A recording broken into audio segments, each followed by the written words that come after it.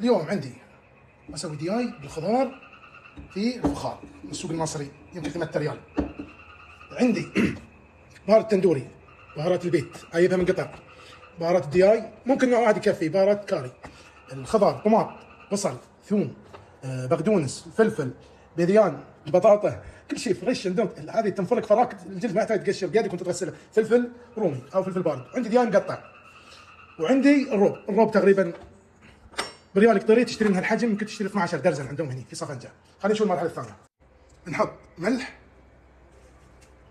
هذه الطريقه، وبزار تندوري اشياء، ومن هذه كلها نص قفشه صغيره خاجوقه بهذه الطريقه. وبنحط روب وبنخلطهم.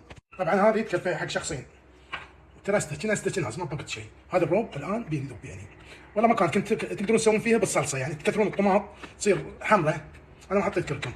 هذه كلها شوف احسبها وصفه بعد الروب دتش، شوف شلون تنزل. هذا الحين 3 ماي 4 حط ترس كله بيروح، ولا بحط ماي مو بحار زي ما انتم شايفين. سكرها بالالمنيوم ودخلها بالفرن مده ساعه. حطيته بالفرن، شغلت وخليته على درجه 200 وبخليه ساعه.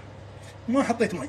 اذا بغيت تسوونها بالصلصه تحطون صلصه حطوا، بغيتوا تحطون نكهه ما يحتاج داي بينزل الماي والخضار، لا تحطون ماي. اذا تحطون فنيان فقط فوق، حطيت فوق وتحت مع المروحه. في بعضهم يحطون ماي هني، هذه ما تحتاج، نقعها في ماي انا بعد ما يحتاج. زليت الماي اللي نزل من الدياي والخضار، اخذت اللي ابغيه بس بنزله. الان مشكلتي انا مو قادر، اضطريت اني ابرد الجره شويه حاره لان عند الدخان. بنزل شوف الحديد شلون حاره، وهذا الشيء استوى راسي بدعت يدي بالحراره، مو قادر حراره حديده تجي مع الخشبه بهذه الطريقه. اقدر انزل في كميه بعد بهذه الطريقه. عندي زعتر بهذه الطريقه، وعندي الروب، وعندي هذه المرقه اللي نزلت اقدر انزلها.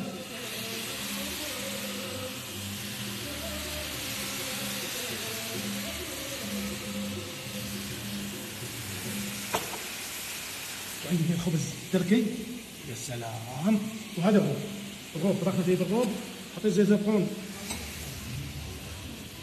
طبعا انا انزل حاره هذه، حتى هذه شوف بس ريح متروسه الى الان. شوف الروب، هاي البياض هاي الروب، يا سلام. سلم ابداع ابداع ابداع. ها هوبا، انت معلم واحنا منك نتعلم.